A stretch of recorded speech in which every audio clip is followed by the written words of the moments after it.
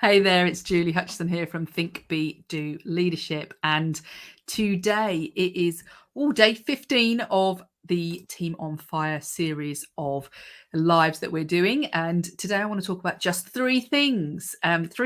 Because so often when we talk about leadership and when we talk about being a leader, it sounds like something so far away, such on a cloud of like, what exactly is that?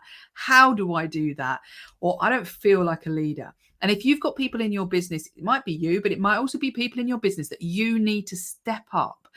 You need them to stop just being a brilliant architect or being a brilliant accountant or a brilliant lawyer. They're now in a position where they need to step up as the leader.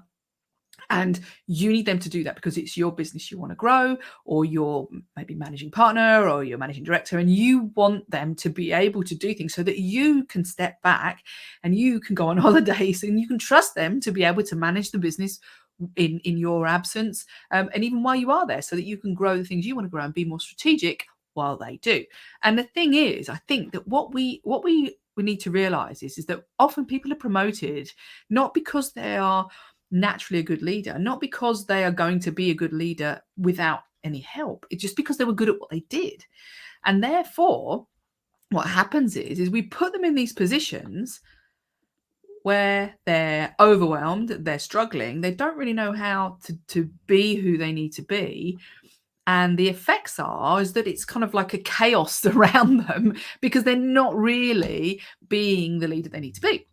And so they're not motivating people, or they're not engaging people, or they're not being able to get people to do what we need them to do. And also, they don't necessarily understand what it takes behaviorally to have the right impact on other people. And so what's left is that you're kind of mopping up the pieces and trying to make things happen, when actually they are not stepping up in the way. So you're paying them lots of money, but they're not being they're not stepping up in the role, really. So what I want to talk about today is, well, what does it actually take to go from being good at what you do to being a leader? What is it? Because it just sounds like a big bubble, a big cloud, if we don't actually really break it down. And so that's what we're going to do today. Is let's look at, to start with, like, what's the purpose of a leader? What is the purpose of somebody who's supposed to be managing people, enthusing people? What's the purpose?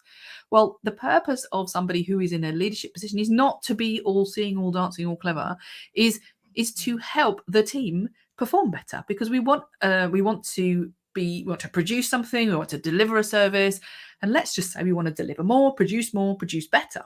Yeah, so we want to get better at doing something, or quicker, or more productively, whatever it might be. Yeah, and so at the end of the day, it's a group of people who are getting together to achieve something, and our job is to help that group to do it better, more, faster, whatever you might say.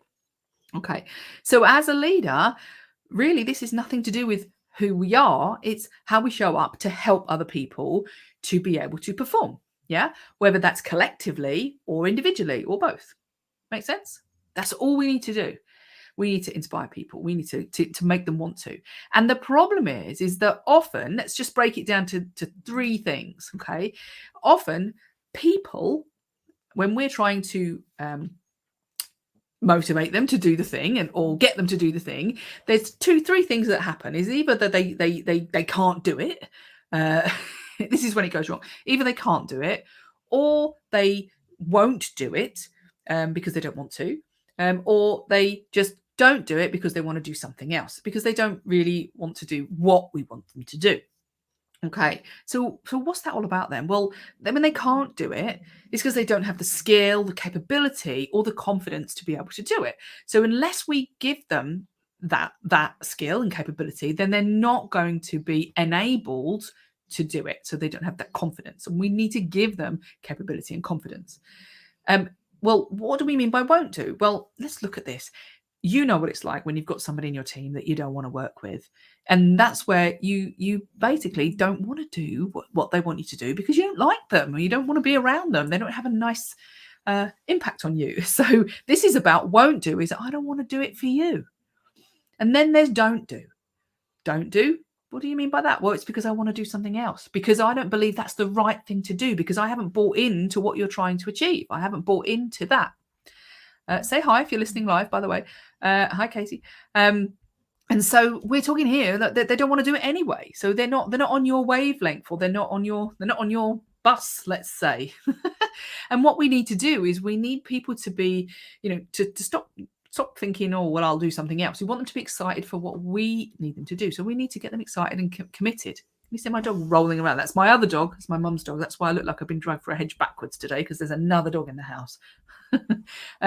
So we need them to be excited and committed for what we want them to be and to do. But we also need them to engage, because if they won't do it for us, then we have to change that. We have to engage with them so that they want to work with us. So we're talking about 3 things, and that is that we want to excite people for the cause. Are they getting on our bus? We need to engage people. Do they want to come on the bus because they actually want to be with us or be around us?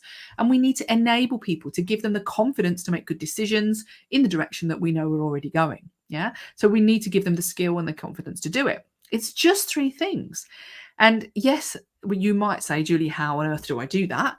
And that's what we teach on our Team on Fire program. And we teach leaders how to do that in your business, because you need them to grow up. And we also teach it on our Leaders Launchpad program. And so what we're talking about is, how do I go ahead and just implement excitement, engagement, and enablement? As in, I really want to go there with you. I really want to do that. I think it's a great idea, and I think you're a great person, and I know how to do it, and I have the confidence to do it. And that's all it is. Now, if that makes you think, well, Julie, that sounds far too simple. Yes, of course. In order to do that, then as a leader, we need to look at a bunch of different things in each of those areas, and particularly in terms of getting people committed.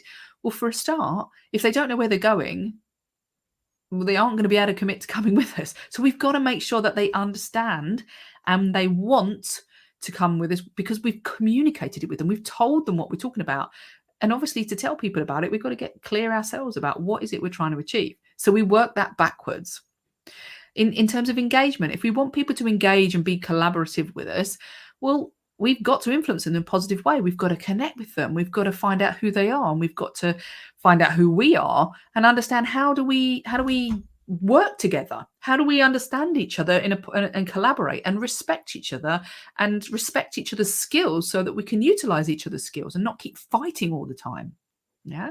And then to enable people, to give people confidence. Well, yes, we need to know that they can do the job. They can twiddle the widget in the way that it needs to be twiddled, or whatever it is. But we also need to give them the belief that they can make good decisions. So, they need that autonomy. They need to be able to go find out how to do this themselves. They need to feel that you've got their back. And they need to be clear on how do you want them to do this. So we know where we're going, but we need to know what route we're taking as well. And so when you do that, you start to create commitment.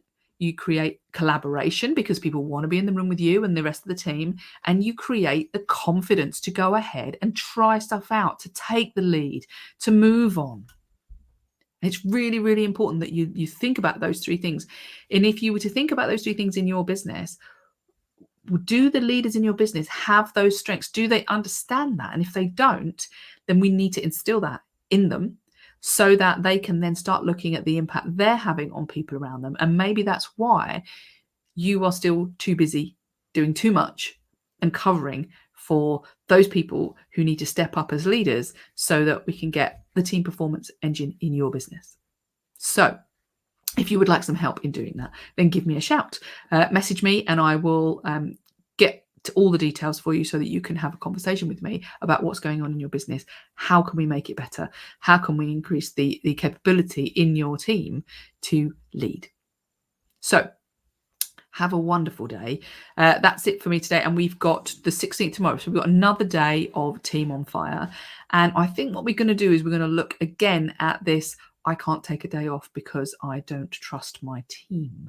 That's what we're going to do tomorrow. So we will see you there, and have a wonderful day. And if you'd like some help, give me a shout. You take care.